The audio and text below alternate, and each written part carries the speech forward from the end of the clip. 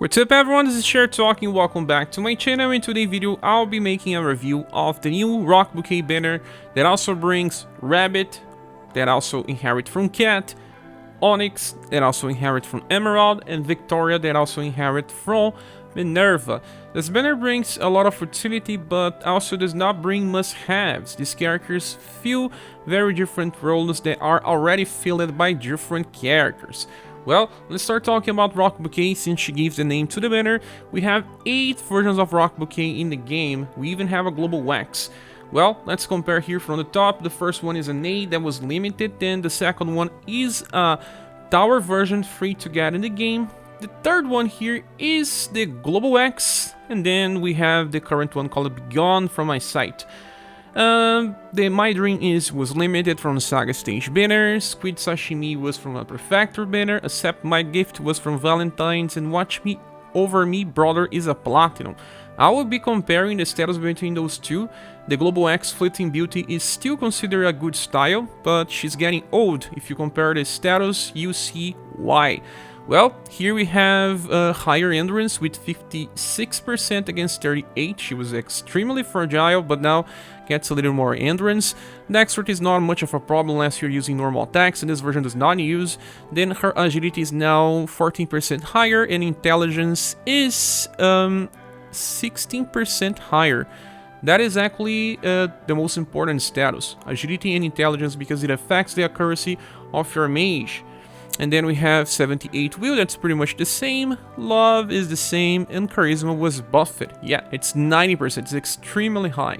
There's a reason why.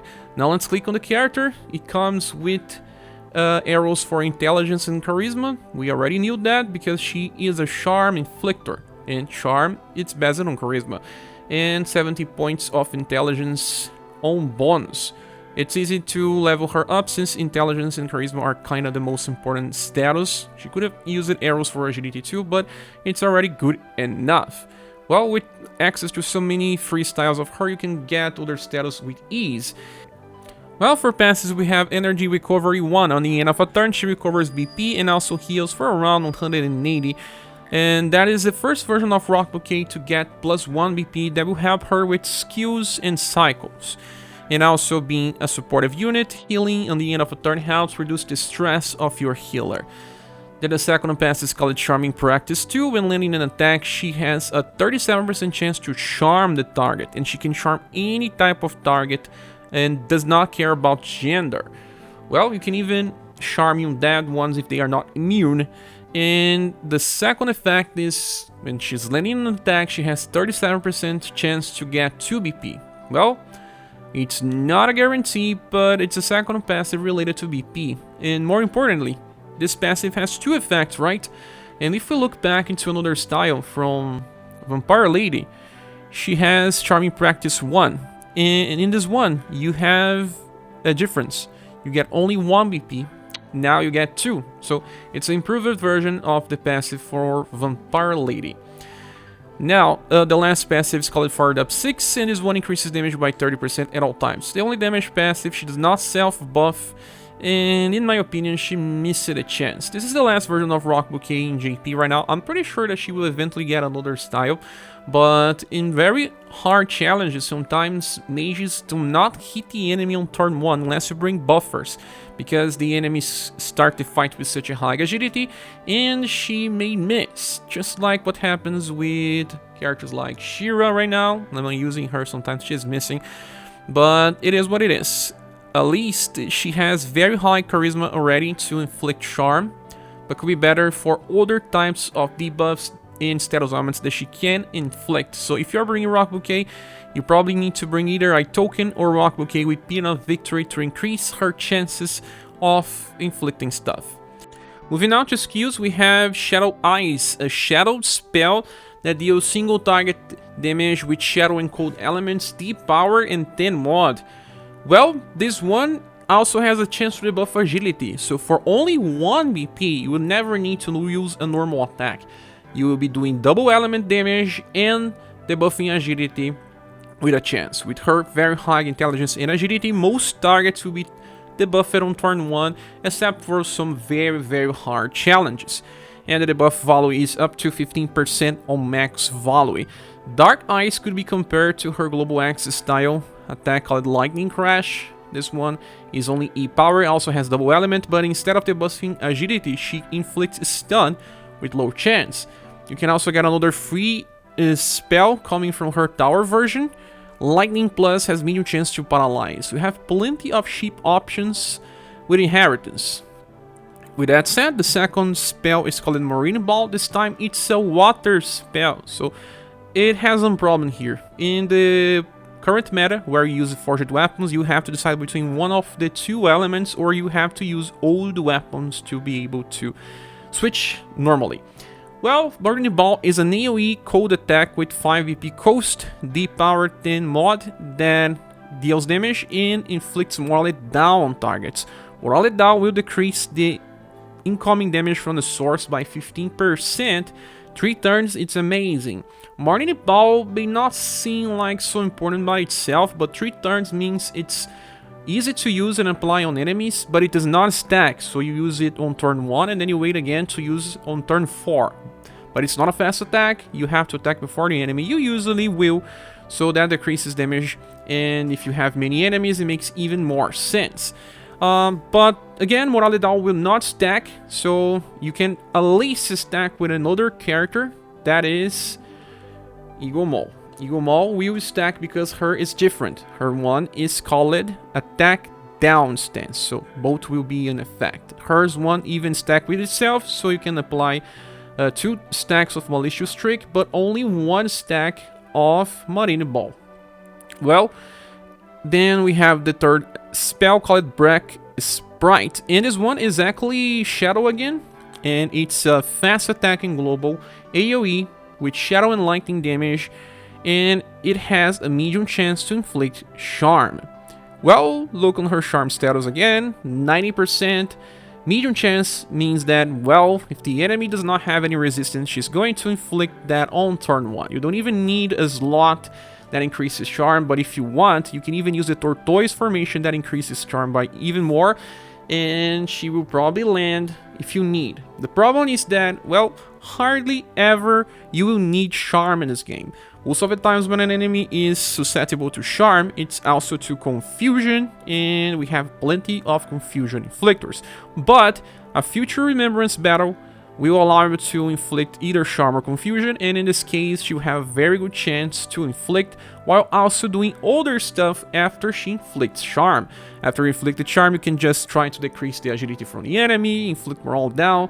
There's plenty of effects here. The only problem with the cycles is just that she needs a double element stave to use all of them in real potential, or you have to choose only one. In this case, you probably choose a Shadow one since Marine Ball will be left out, and it's not so powerful anyway. But remember that any of her attacks will have a chance to inflict Charm by itself, so Black Sprite will actually have double chance to inflict Charm. And Charm with passive is actually very interesting, so because it can reach the ceiling of 37 easily. Okay, so this version of Rocbouquet offers 3 different effects: agility decrease, morale down, and Charm. But still, the only thing that she does and highest potential is Charm. Marine Ball can be found in another character, and this character is Melissa. Melissa was just released, and she's a fully supported unit. Marine Ball can be used, but she does not have a guaranteed chance to get PP. There's only a medium one with Revitalize. So I believe that as a Marine Ball user, this Rocbouquet is better. But there are situations where Melissa makes more sense because she also has a fast support skill that gives defense boost to stance. So she has a way to decrease the damage on the source and then increase the resistance to the party. So, well, they clash, you will not be using them together, but if you want a more offensive one, Rocbouquet is the one that you'll be using. Now moving on to Inheritance, we can look on her tower style and we have Dark Wash Plus. This is a very powerful skill, Shadow Element, again, I believe Shadow is most important for her, and it will do triple S damage with 66 modifier. It's not even on the start of the modifier, so it's strong by itself, and if the attack lands, you will always remove all buffs from a boss. I mean, status buffs. Those are the ones that they use the most. And this one was important recently. Against Apollo in the Global X event, you needed to use either Dark Wash or another skill. This another skill will be the one that we can find in many other attackers, like Mystic Essos. Well, we have this inheritance coming from her S style, Rising Nova Plus. This one even uses 9 BP. Essos is a very good user of this attack because she has a chance to get BP as well, so sometimes she has a lot to use, like every 3 turns or every 2 turns. But Rocbouquet has some competition. Let's talk about that. We have Barbara. Barbara was the first one that induced Dark Wash as a mage in the Global X style, but she does not have any way to get BP. So, well, it's always 10 BP and you only start with 11. And the last character is Rouge. With his latest style, he can get 4 BP a turn and even buffs his intelligence, debuffing will from target. Not that it matters for Dark Wash, but you can inherit that from his S style that is usually limited, but you can farm in story even if it takes a lot of time. But with 4 BP a turn, he's pretty similar to Rocbouquet. Rocbouquet can get more, but she relies on RNG in order to do so. But Rouge is a better status inflictor with more options. He can inflict stun as well, he can inflict poison, he can also inflict paralyze and even AoE or single target versions. Those can also be found on Rocbouquet. In this regard, they are pretty similar, but the difference here is that Rouge can buff intelligence, so he will have better chances to inflict ailments when compared to Rocbouquet. So just a very small difference with Dark Wash. Since she gets 4 BP every turn, you'll be able to use this more often than at least Barbara. Another inheritance that may matter is Tree Flower from her SaGa the Stage style, because now with 4 BP you can actually cast Tree Flower more times in a row. This makes sense. And also there's 100 Petals that gives morale up small to everyone. She can cycle between this and the other supportive attack, Lightning Ball, but in that case you'll be switching to a Cold Staff. Well, and after that, there's this A limited style with Soul Freeze that can be amplified to Soul Freeze Plus, and she can use on turn 1 and on turn 3 for farming, for example. That's going to work pretty well if you skip the second turn. And it always works if you're going to use her Lightning Ball on 7 BP. Let's just go straight that. Leave it on 7, she's going to attack on turn 1 and turn 3 with very good AoE damage. She could also use the Squid version, attack Enraged Squid if you want, but this one is 12 VP, she does not start with 12 anyway. And there's Dark Pulse. This Dark Pulse will make her a full AoEer, but then comes the problem of, well, multi-elemental staves are not better than forged ones, so if she opens with Black Sprite, then it switches the elemental. You will have to use old double S stave and limits her damage by a lot. You can also make her a healer by inheritance of Water of Life from the Platinum style, so everyone has access to. It's not hard. From her Squid version you have Dark Pulse, but this one is a water spell and it brings problems if you open with Black Sprite. Then you have to use old double element stave so that she can keep a perfect AoE cycle, because you have to switch between Shadow and Cold. Then you also have the Global X style, where you can inherit either the Lightning Crash, because it's 0 BP for stun, but it's only low chance. There is another option that comes from her Valentine style. Racking will become Racking Plus, and it has medium chance to stun. It's interesting to see that Valentine's Lure, an attack from the past, has only C power in 17. It's now way worse than Black Sprite that's 10 BP and has double elements and it's fast. Well, how times have changed. And from the Global X style you can get Blooming Fireworks for BP buff and she gets more BP a turn, or Psycho Boom, because this one actually works well with her since it will also buff her intelligence, and since she gets 4 BP a turn she can use this more often in the Global X style, but it cannot be used on turn 1. You will have to open with the skill number 1, call it Dark Ice. So all in all, this Rocbouquet brings a lot of utility if you have her passive style. If you've been collecting Rocbouquet styles, this one is exactly a status upgrade. But removing some interesting passives from the Global X one, like the Untouchable Beetle, that was amazing. This one has 25% chance to trigger an evasion stance for 1 turn and recovers her HP by around 800. So it was very useful in boss fights. But recently I have not been using this Rocbouquet, even though she offers a lot, because I have a wide variety of styles. And Rocbouquet is usually not the best one on doing what I need. I have other characters that are better specialists. If you have summoned for Maximus, because he's fully cold damage, even through Shade Blitz deals Shadow and Lightning, and then he has Dark Pulse, he can use forged weapons just easy. And he also debuffs intelligence and will from enemies and can be used in the strategies where you want to inflict status elements right on start.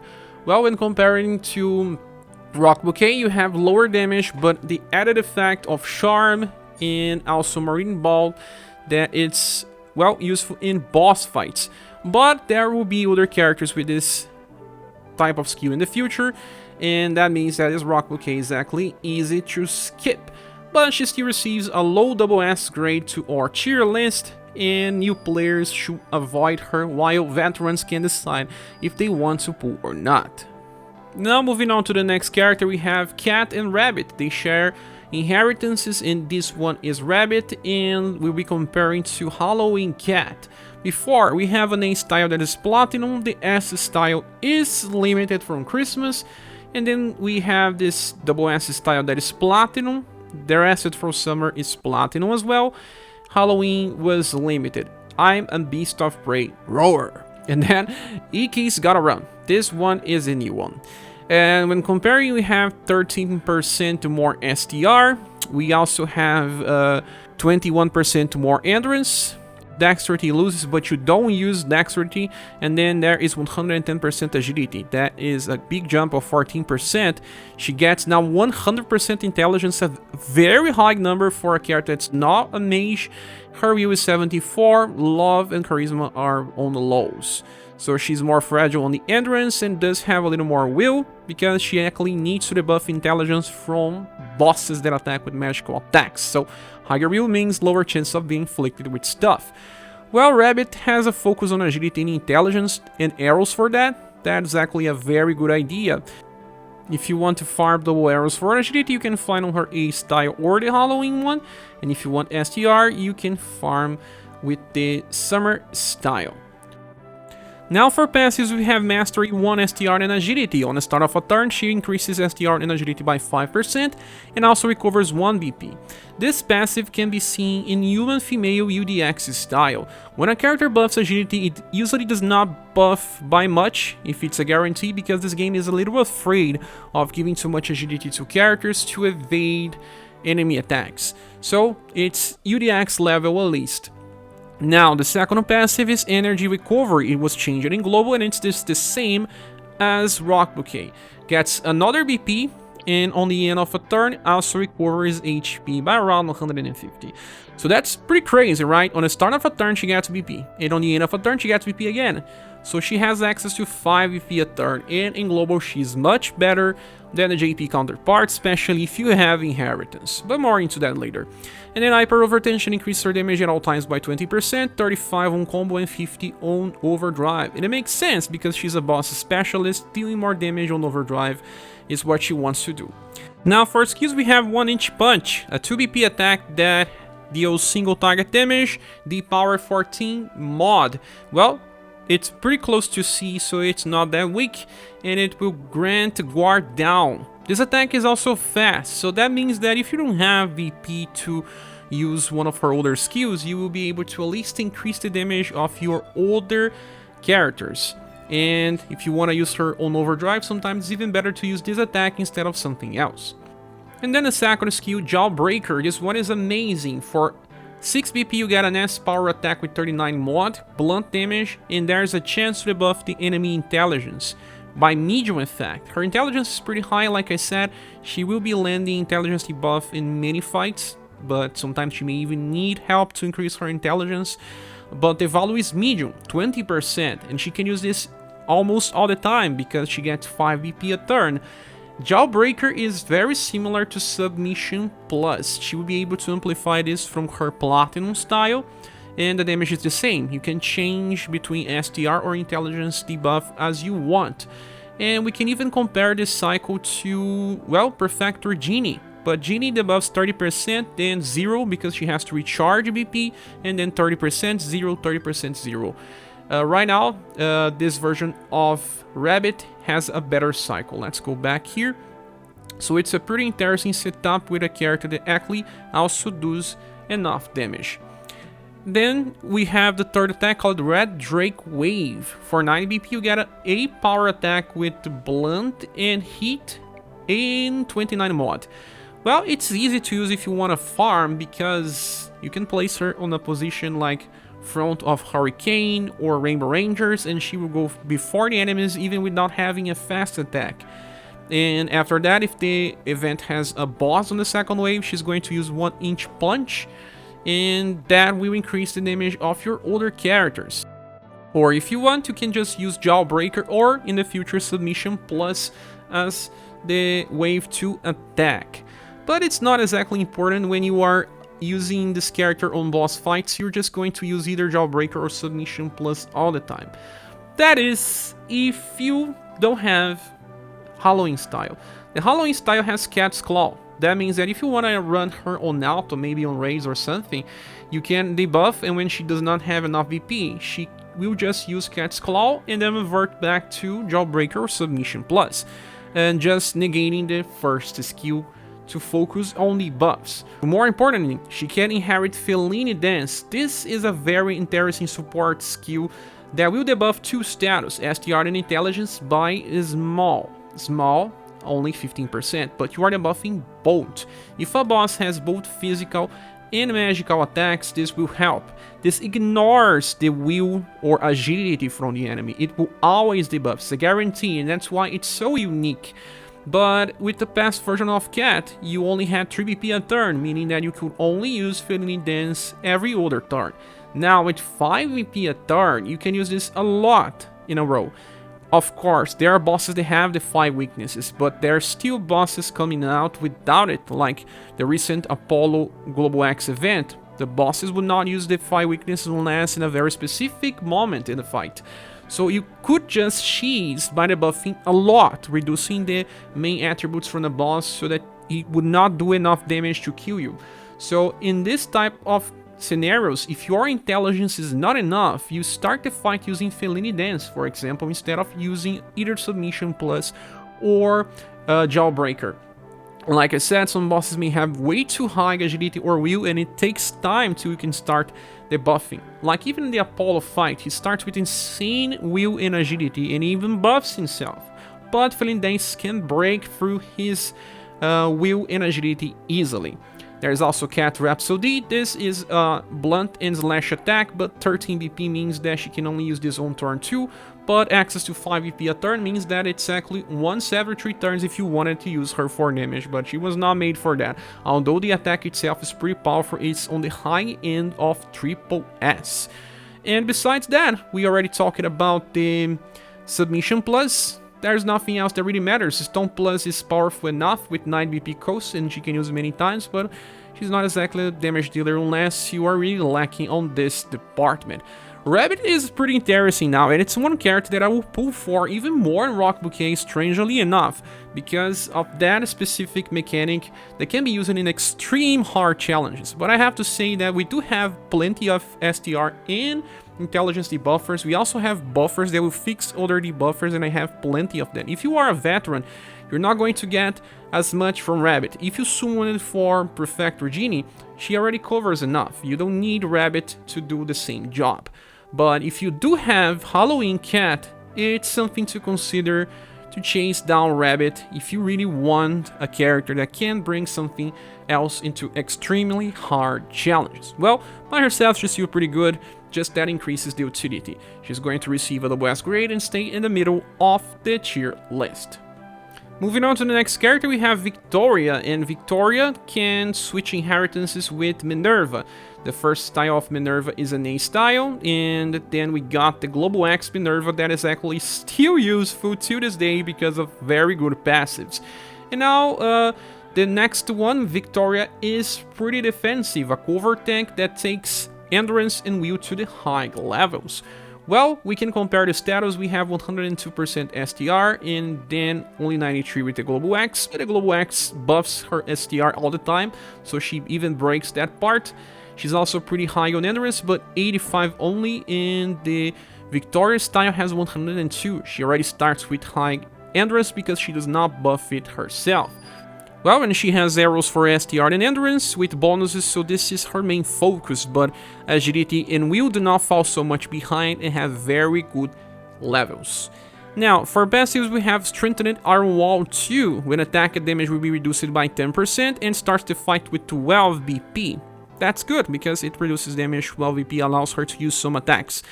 Then we have High Guardian.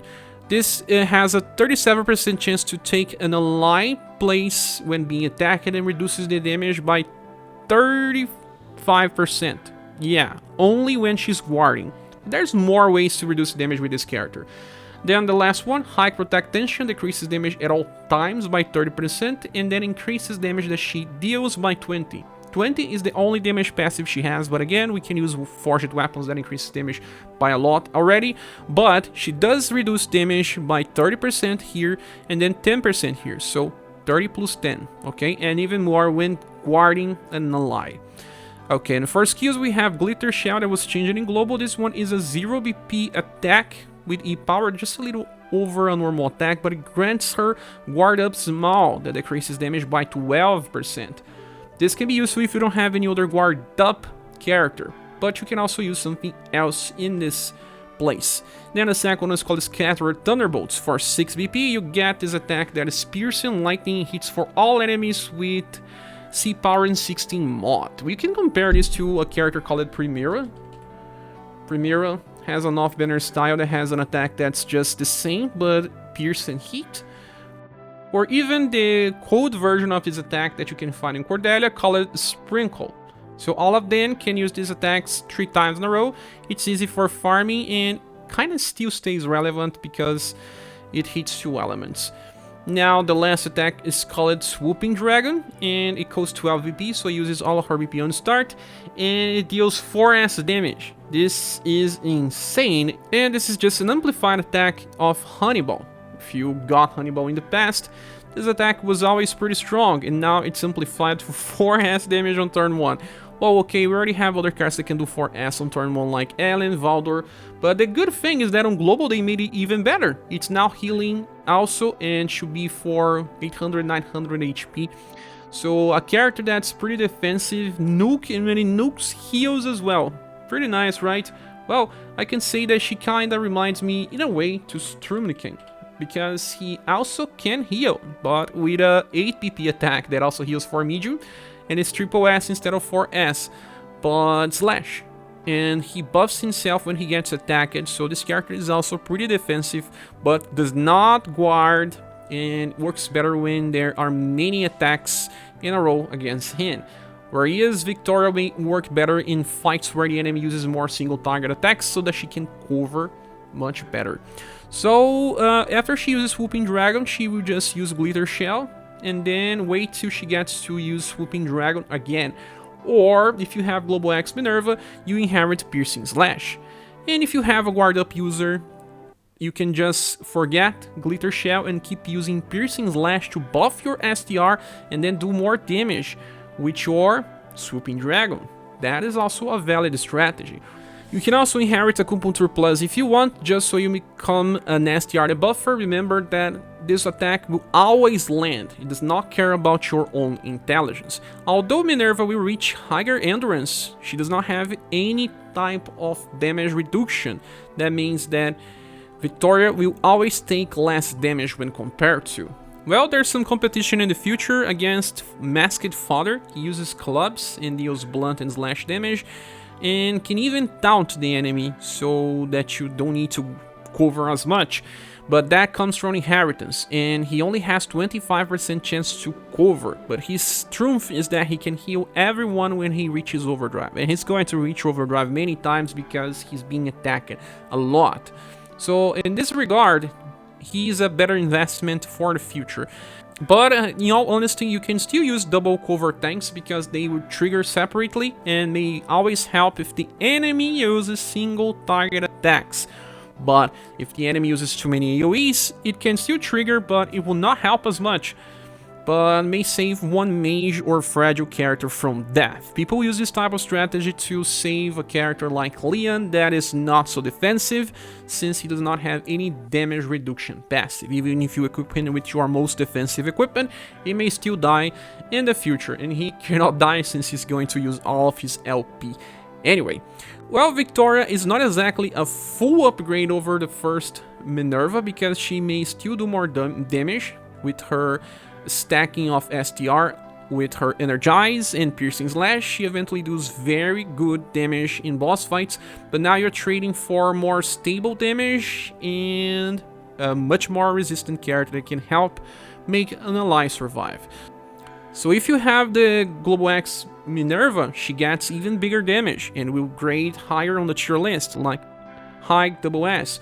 But if you don't, she's a damage dealer with some damage reduction skills, support with cover, and will fare more in the middle. But pretty good unit with this heal effect, well, stays pretty sustainable without needing to heal from any external source. But also a character that's not game changing in any way or sort, and you will not be missing much by skipping. And the next character is Onix, and she shares inheritances with Emerald. We just got a Global X Emerald, and we're going to compare both. Onix is a much more offensive unit, so she's going to lose on the sustain department, but she will win in damage. We can compare the status here. We only have 64 endurance against 70 on Global X, and then we have lower agility, but not by much, and we do have higher intelligence, but also not by much. Will is pretty similar between both. So we have double arrows for agility and one arrow for intelligence with Global X, and in the case of Onix, we have double arrows for intelligence. You can see that a focus higher on intelligence with Onix and a higher focus on agility with Global X. With that said, she's pretty fragile for physical damage. 64 endurance is pretty low. Now for passives, we have Energizing Breath. On the start of a turn, she buffs intelligence by 15% and recovers BP by 1. Well, we can compare this to Global X, and in her case, she buffs 20% on the start of a turn and gets a defense boost that decreases damage by 30%. And well, although this only lasts for one turn and by extension will not stack, intelligence buffs will, and she gets more buffs over time, but does not get BP, and this is what makes Onix different. Then the second pass is High Weak Tension, increasing damage by 20% at all times, and 15% more if you are landing a weak attack. So 35 on optimal, and 30% with fired up 6, meaning that she gets as much as 65% increase in damage when attacking weak targets, buffs her intelligence before attacking, and recovers 1 BP. Yeah, pretty offensive, will work well for farming, it stays relevant in the row and column meta, and can be used for boss fights for nuke potential. And when compared to Global X Emerald, she only has 20% increase in damage at all times, because she does have a counter mechanic with Firestorm that's also part of her own design. Now for skills, the first one is Heat Swirl. For only 1 BP you get a single target attack with deep power that has a chance to debuff agility. And her intelligence is super high, she buffs her intelligence every turn, even on start before attacking, so that means that she's going to debuff agility a lot with a very cheap attack. That in this case is even better than Rocbouquet case because of the passive. She's going to debuff even very hard enemies right on start, and because it's single target, it does have a little better accuracy than attacks like Aerodyne, and when using only 1 BP she saves so she can use something else later. And then the second attack is Wildfire Balls. This one is extremely reliant on RNG. With only 8 BP coast, you get an attack that hits between 1 to 6 times. well, it's crazy. If he hits 6 times, it's super powerful, but if he only hits once, it's very bad. So it's a gamble.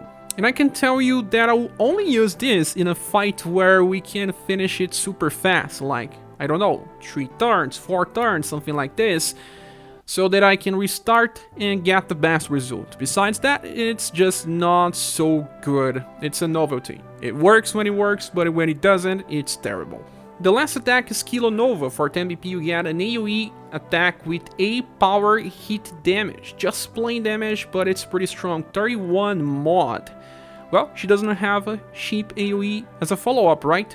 Well, wrong. She can get it from her S style that was given out for free in a recent event. So import Heat Wind and she's going to keep casting fire because she gets 1 BP a turn. Well, besides that, you can also inherit something from her Global X style that's gonna make her very good. Well, look on this. Tropical Fish, it's an 8 PP attack that debuffs agility twice, so 30%, right? Well, it costs 8 PP. So what you do is you open the fight by using Tropical Fish, okay? And then you will use your Heat Swirl and then return to Tropical Fish and keep the cycle. Sometimes you have to skip 1 turn because she gets 4 BP and not 5, and she has to use 1 with Heat Swirl. But this is the best agility debuff cycle that we have in the game right now, because she buffs intelligence to keep landing with high accuracy and will debuff twice when you need Tropical Fish. But of course, this is only for bosses that don't have access to the 5 weaknesses, because if they do, you lose all of this, and when you debuff too much, the boss just gets irritated and says, no, let's stop this, you're not going to debuff me too much. But in bosses without it, Tropical Fish followed up by Heat Swirl is going to be amazing. Another inheritance that you can get is Fireball Plus. You need to use Amplify badges, but this one is even better than Heat Wind and costs only 3 BP, so you will save 1 BP to something else if you are bringing her in boss fights with multiple enemies. There is also this Flame Whip attack that brings medium chance to paralyze. Well, medium is not the highest one we have, but since she's a self-buffer, it can actually work. And the next inheritance is coming from her Platinum style, Firestorm, that becomes Firestorm Plus. This is an AoE attack with C power that buffs agility with 15% value. You can use this 3 times in a row now with Onix, and can use it on farming scenarios or if you are fighting against multiple enemies and you need to debuff agility and they are weak to heat. If they are not weak to heat, you can use Aerodyne for either Witch Daughter or Begone. But if you want damage over your debuff as well, Firestorm Plus will work pretty well if you are using Onix. But if you want to debuff single targets, just keep the Heat Swirl and Tropical Fish setup going. But since Onix can be used both in farming and boss scenarios, it adds a little more value to the character. And if you have Global X Emerald, that means that you got a better cycle for agility debuff if your enemy does not hit you with physical, since Global X Emerald novelty was to be able to counter physical attacks. If the enemy does not use physical attacks, then this one is negated, and you are better off using Onix if you can by use of Heat Swirl that saves a lot of BP. With that said, Onix has more value for those with Global X, so that you can switch between what you want, but without it, still a pretty powerful character for boss fights and farming, and will stay in the middle of our SS tier list. Well, back to the banner image. Is this banner worth summoning for? It depends. If you have the past styles of all of these characters, I can tell you that this is a silver award banner by improving with what you already have and bringing them to current levels of powers. But even then, I would not recommend you to pity. Like I said in Romancing Saga 3 banner, this is one type of banner where you do some pulls because there are 4 styles here, and as soon as you get something that you feel happy with, you drop out without having to go as deep as to pity one character. That is what makes sense to me. But if you don't, this is a bronze award. Why? Because these characters will have replacements and will not work on their max potentials. and future units will be able to do what they do with some different setups as well. So you'll not be missing something game changing. They don't change the way that we approach hard content in the game right now. And even if you are thinking about summoning them, we are getting a conquest now. We can wait at least 1 week to see the next banner till you decide if this one is better than the next one. Well, but this is my opinion. What is yours? Please see here in the comment sections. I will wait for the next week so I can decide as well. Thank you so much for watching this video. Please subscribe if you still haven't, and if you want to support the channel, please click the links on the description of the video. I hope to see you soon in the next one. Bye.